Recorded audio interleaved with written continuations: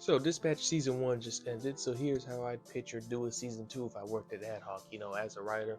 So I'd make season two magic focused, have a magic based villain. Why, you may ask? For one, it gives juxtaposition because Robert is obviously Mecha Man, Robert, Royd. They're a lot of tech heavy, tech savvy. Magic gives them, throws them out of their environment, and to an extent, magic could put them in an environment where the Z team has more time to shine because the first season was very Robert focused. So the second season we could get a lot more content and backstory on the Z team.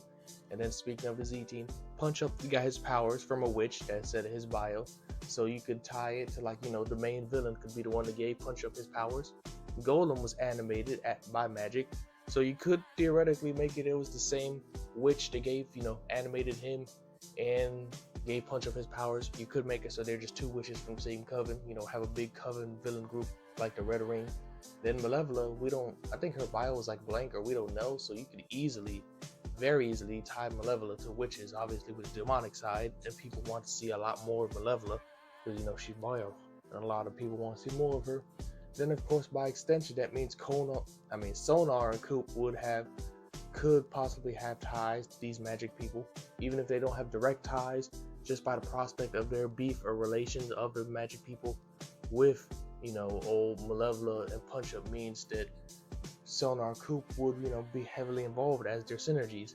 Could even have a magic person trying to turn Sonar into a familiar, maybe trying to recruit Malevola and seeing Sonar as some sort of familiar. And of course that's half the team, 5 or 4, if you let one of them, whichever one you got rid of, be sent to jail, that's still 4 of the team. That's like half the team. And then obviously there's Blazer. Her amulet, we don't really have much info on her amulet since we were kind of focused on the Astral Pulse. They could tie her amulet to magic. I imagine the devs probably do have a backstory for Blazer, so they have that knowledge we don't.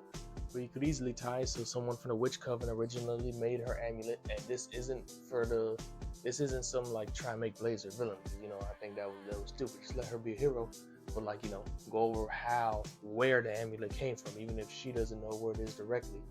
So yeah, I'd go Magic because it provides a nice juxtaposition. A good third of the Z team have ties to Magic inherently that they could easily be tied in, so you could give much more depth to them as opposed to the first season, which was Robert centric. Because the first season, I don't want to say they were underdeveloped because I think they were very well used. It just reminds me of the first Guardians of the Galaxy.